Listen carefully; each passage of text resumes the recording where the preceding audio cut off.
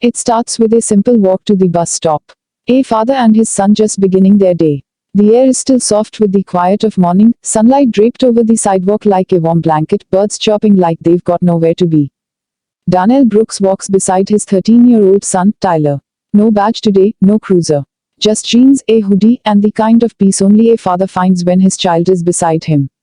Tyler has one strap of his backpack slung over his shoulder, the other hand clutching a neatly folded $10 bill.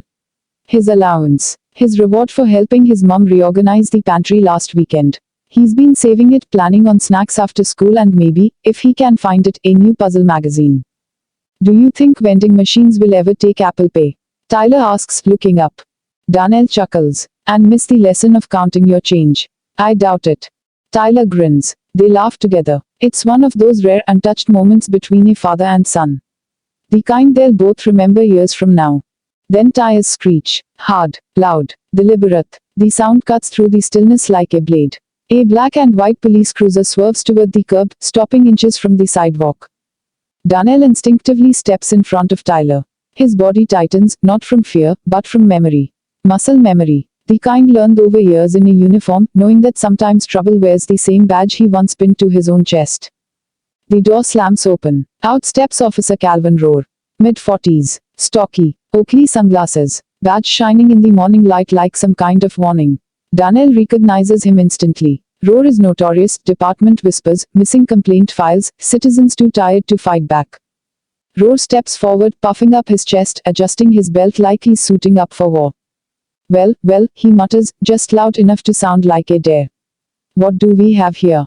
His eyes are locked on Tyler.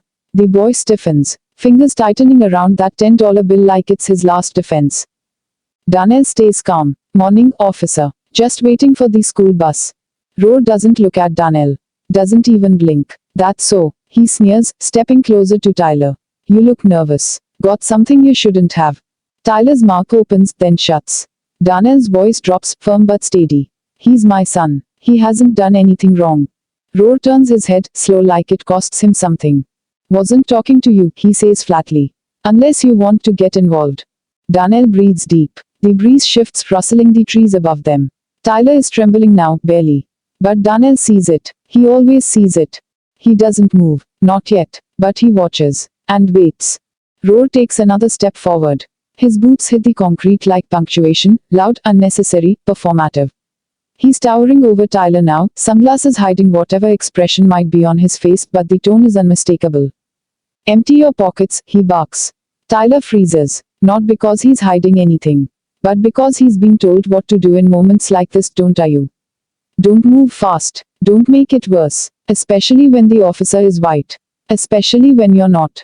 He glances at his father. Darnell's voice is calm, but it vibrates with steel. That's not necessary, officer. He's 13. He's got a $10 bill for snacks. That's it. Rohr doesn't move. Doesn't blink. Did I stutter? He snaps. The tone alone is a threat. I said, empty your pockets. Before Darnell can say another word, Rohr reaches out. His hand clamps around Tyler's wrist with sudden, jarring force.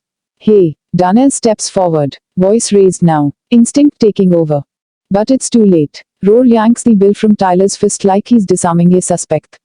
He holds it up, smirking. What's this? He says, examining the crumpled money like it's a crime scene clue. Tyler's voice is barely a whisper. It's my allowance. Allowance. Rohr repeats, mock surprise dripping from every syllable. Kids like this get allowances now. He folds the bill once.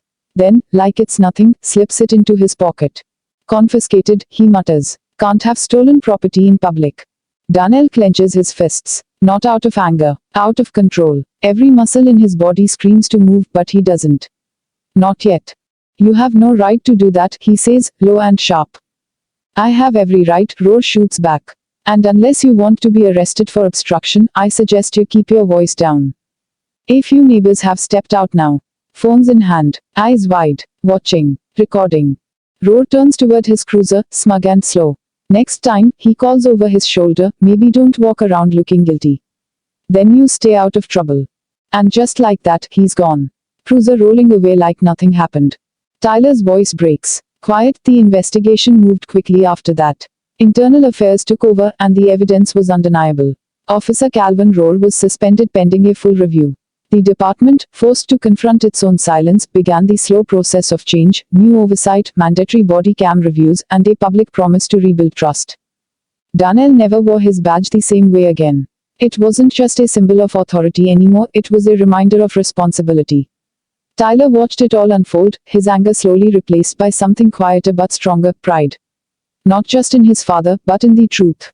One evening, as they sat on the porch again, Tyler broke the silence. "You did it," he said. Darnell shook his head. "We did it. You were the one who made me see I couldn't stay quiet." Tyler hesitated, then handed his father a folded $10 bill, fresh from his latest allowance.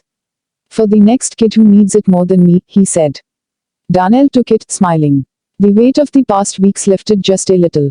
The streetlights flickered on, casting long shadows. But for the first time in a long time, the darkness didn't feel so heavy. Justice wasn't perfect, but it was a start. And that was enough.